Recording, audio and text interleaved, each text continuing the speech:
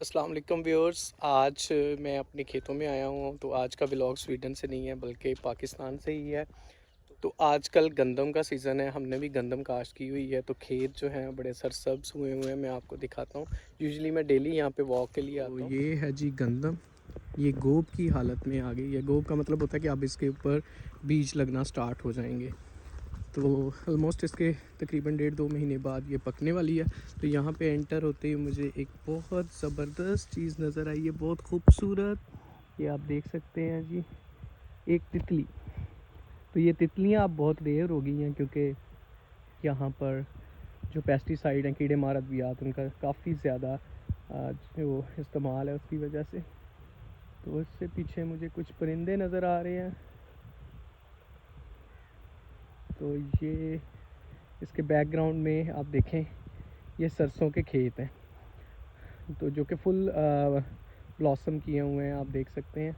तो ये बहुत ही ज़बरदस्त किस्म का कंट्रास्ट नज़र आ रहा है, आप बैकग्राउंड में देख सकते हैं। ये जी मेरे खेतों में से गुज़रता हुआ कच्चा रास्ता, जो कि आप Punjabi specially Indian Punjabi movies में देखते होंगे। तो इस तरह के सीन्स जो हैं वो सिटीज़ में तो बहुत रेयर होते हैं, लेकिन यहाँ पर आप देख सकते हैं ये बड़ा खूबसूरत नज़र आ रहा है। इसके दोनों तरफ ग्रीन कंट्रास्ट है। तो इसके साथ ये वाटर चैनल है जो कि हम यूज़ करते हैं इरिगेशन के लिए।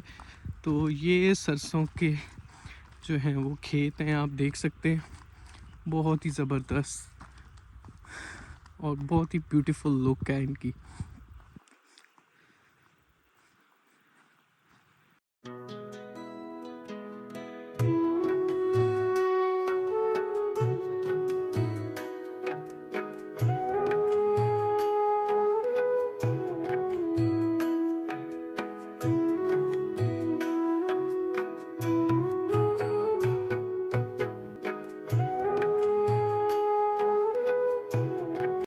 तो व्यूअर्स, मैं यहाँ पे डेली मॉर्निंग वॉक के लिए, या जो प्रीवियस वीक था उसमें, बल्कि प्रीवियस 3 वीक से यहाँ पे धूप नहीं निकली थी। तो मैं स्वीडन से हॉलीडेज़ इसीलिए प्लान करके आया था कि पाकिस्तान में काफ़ी अच्छी धूप होगी, लेकिन अनएक्सपेक्टेड जो है वो वेदर था, जिसकी वजह से धूप तो नहीं निकल चुकी। तो अब धूप निकलना जो है वो स्टार्ट हुई है। तो अब मैं मॉर्निंग में आता हूँ, अदरवाइज़ मैं इवनिंग में आता था। तो ये जी हमारे खेत हैं और इसके दरमियान में से ये रास्ता है छोटा सा। एक्चुअली ये डिवाइड करने के लिए यूज़ होता है दो पार्ट्स को। व्यूअर्स, आजकल नहरी पानी जो है वो बंद है। हालांकि जो गंदम की फ़सल है उसको बहुत ज़्यादा ज़रूरत है पानी की, लेकिन आपको पता है कि जिस तरह चीज़ें मिसमैनेज होती हैं हमारी कंट्री में, तो इसी तरीके से जो है वो इन दिनों पानी बंद है।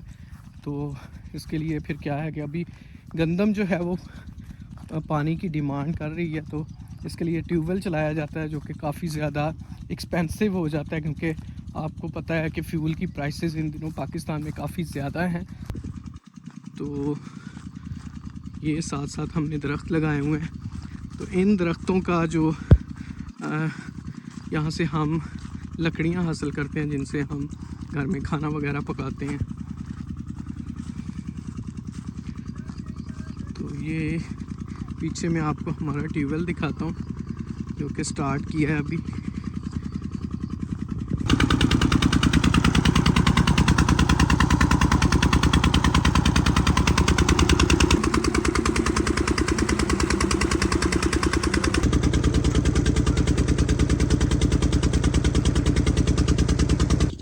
मेरे साथ चौधरी शरीफ साहब हैं, जो इन ज़मीनों की देखभाल करते हैं। तो इनसे इंटरव्यू करते हैं। ये पंजाबी स्पीकिंग है, तो पंजाबी में इंटरव्यू करेंगे। चौधरी साहब, की हाल ने तुहाडे? ठीक है जी, शुक्र अल्लाह दा। की हाल है वाला फसल का ट्यूबवेल चलाई खड़े हो, इन्ना महंगा तेल है, वजह की? वजह यह है कि डीजल बहुत महंगा होया पिया वा। ठीक है ना, जिमीदारों में बहुत कमी हो रही है डीजल की वजह तो।